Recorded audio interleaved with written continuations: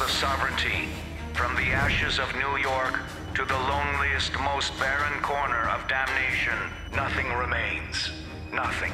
I'm Jacob Minkoff, lead game designer at Blue Omega Entertainment, and I'm going to tell you a little bit about the unique way we designed the levels for Damnation.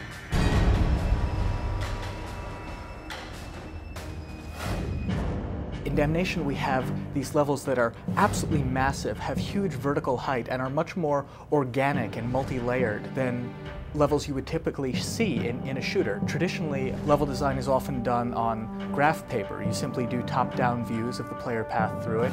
But in Damnation, we couldn't really do that because the overall feeling of being a huge, realistic space was so important to us that we actually started out with the concept art. When we started the development of Damnation, we didn't realize just how much verticality was going to be needed. In the example of our first design for Boomtown, it was a very small area. We thought that, 6 stories would be huge.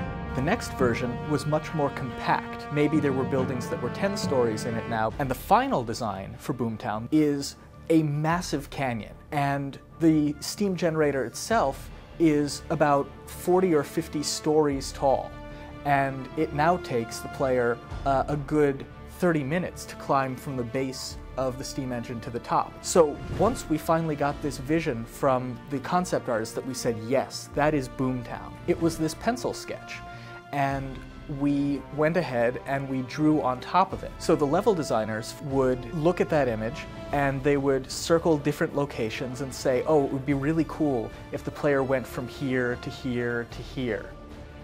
In the case of the mines in Boomtown, the mines were designed as this huge cavern with a spire going up the center of it, and all sorts of different buildings built into the cavern walls along the side of the mines. The level designers went ahead and drew paths on top of it, and they said, okay, well, there are all these cool elements in this image. Let's look at that and say, it would be really cool if the player had to climb into this building and had to get onto the rooftop.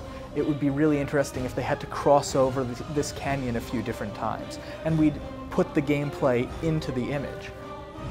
I think that we really succeeded in our goal of bringing these epic artistic visuals to a much more mainstream shooter.